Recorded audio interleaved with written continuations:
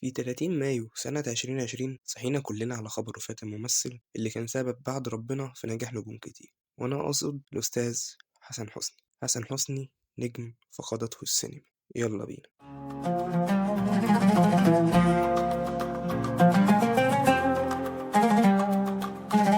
حسن حسني من أكتر الممثلين اللي عملوا أعمال في تاريخ مصر، قدم أكتر من 515 عمل. حسن حسني بدأها من زمان جدا، وأول ظهور ليه كان في فيلم الباب المفتوح سنة 63. فالراجل ده بدأها من زمان، كان أصلا ممثل مسرحي. وبص بقى في حتة المسرح، لو ركزت هتلاقي إن أي نجم بدأ معظمهم جايين من المسرح. حسن حسني مثل مع عظام في السينما زي أحمد زكي في البريء، ونور الشريف في الكرنك وصراع الأحفاد، ونجوم كبار كتير. فهو من أعظم الممثلين، وشارك في مسلسلات عظيمة: رأفت الهجان، المال والبنون، أرابيسك، الكلام ده كله قبل انطلاقته. ونيجي بقى لبدايته اللي بجد، فيلم عبود على الحدود مع علاء ولي الدين. هنا ابتدى حسن حسني الكوميدي، وابتدينا بقى سكة حسن حسني. حسن حسني تمثيله أسهل مما تتخيل وأصعب مما تتخيل. حسن حسني تحسه كده سهل الممتنع، بيرمي الإفيه بسهولة جدا وأنت تتقبله منه حتى لو ما بيضحكش. بس هل سبب نجاحه الكوميديا بس؟ لا، حسن حسني ممثل شامل، كوميدي، درامي، شر، أي حاجة بيعملها بإتقان. يعني ما كنتش أتخيل إن حسن حسني في فيلم خارج عن القانون، الفيلم اللي بالنسبة لي أحسن أداء درامي لكريم عبد العزيز، يعمل الأداء الدرامي ده. انك تضطر تقتل عشان تعيش. غلطة عمري إن آمنت لك يا عمر. ومشاهده في أحلى الأوقات. بس لما تشوف مسلسلاته اللي قلنا عليها تكتشف إن هو أصلا كان ممثل تراجيدي. تقريبا كان بيعمل الكوميدي في المسرح بس، زي جوز ولوز، وقال يا مجنون، وحزمني إيه. فهو متمكن في الحتة دي جدا. وكمان من أسباب إن حسن حسني ما اتعوضش هو إن حسن حسني دايما بيعلي اللي معاه جدا، بيدي اللي قدامه مساحته في التمثيل، في الإفيهات، بمعنى أصح بيريح اللي قدامه، وبيعرف ينقي الأدوار. مع إن ليه أدوار كتير ما نجحتش، بس بيكون ليها حتى لو إفيه واحد يعلق معاك. خلي بالك هو رفض دور كان كويس جدا، رفض دور المعلم سردينة لما اختلف معاهم على الأجر، وراح الدور للعظيم عبد الرحمن أبو زهر. ومرة واحدة ركبوا النحس، المركبتين اللي كان بياكل منهم عيش غيرهم، اتحصر ومات.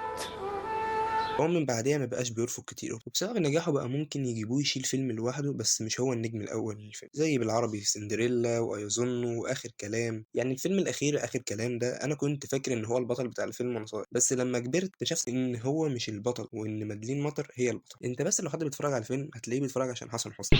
ايوه ولا ايوه ولا ده أنت مش لذيذ. ايوه ولا ايوه ولا دي سخنتها لك، رقصها براحتك. وكمان حاجة ودي الأهم، إن هو مش بيستظرف زي الممثل اللي بيقارنوه بيه اللي هو بيومي فؤاد. وهنا أصلا مفيش مقارنة أصلا. زي ما قلت لك حسن حسني فين وفين لما تلاقي عمل وحش ليه، لما بيبقى في العمل ده مشهد بيضحكك زي ما قلنا. لكن معظم أفلام بيومي فؤاد أصلا مش حلوة، معظمها أفلام سبوبة وتجارية. عمري بيومي فؤاد ما ألاقي على الأفيش بتاعه الفيلم وأقول ممكن بيومي فؤاد يضحكني وأخش الفيلم عشان خاطر. لكن حسن حسني لا، عاملها. وزي ما قلنا هو ممثل شامل، وركز على دي. أفلام تلاقي، مسرح تلاقي، مسرحياته معروفة ومحبوبة زي حزمني يا وعفروتو. انا حزمني يا دي بالنسبه لي كان اكتر واحد بيضحكني فيها، هو ومحمد هنيدي. كمان فكره الثنائيه اللي كان بيعملها مع الممثلين اللي معاه زي محمد سعد واحمد حلمي ومحمد هنيدي. وكمان هو كان متجدد لما نزل موضه السيت كوم، عمل سيت كوم حرمت يا بابا، فكان بيعرف يتلون بالاجواء الموجوده. بس هو فعلا مفيش بديل لحسن حسني. الصراحه حاسس ان الفكره مش في حسن حسني بس، لكن برضه ليه كل الاحترام. بس برضه الاعمال بقت ضعيفه حتى وهو عايش. يعني حسن حسني توفى سنه 2020، وزيه زي معظم السينما اللي ضعفت بعد الثوره. يعني بعد الثوره انا ما كنتش اتخيل ان اشوفه في فيلم قلب الاسد لمحمد رمضان. اخر اعماله برضه كانتش انجح حاجه، اللي هو خيال مآتة. بس هنا تيجي اللي بقول لك عليه، ان هو لازم يكون ليه مشهد واحد بيضحكك. يعني انا بحب المشاهد بتاعته في فيلم تحت الترابيزه وفيلم خيال مآتة. فيلم تحت الترابيزه ده ما كانش افضل حاجه برضه، بس انا كنت بحب مشاهد حسن حسني فيه. فالمشكله مش في حسن حسني بس، في مشكله كتابه وورق واعمال ضعيفه. بس لحد دلوقتي انا مش لاقي بديل لحسن حسني. كده نكون وصلنا لنهاية رحلتنا مع قصة الفنان العظيم حسن حسني، الفنان اللي بإبداعه وتفرده خلى الكل يتفق إن مفيش بديل ليه. حسن حسني مش مجرد ممثل، ده مدرسة فنية أثرت على أجيال كاملة، ساب بصمة ما تتنسيش في كل دور عمله. دايما هيفضل في قلوبنا مثال للموهبة الحقيقية والضحك اللي عمرها ما هتتكرر. شكرا، أتمنى يكون الفيديو عجبكم. ما تنساش تعمل لايك وشير وتشترك في القناة. ما تنساش تبص على الانستجرام هتلاقيه تحت في الديسكريبشن. والسلام عليكم ورحمة الله وبركاته.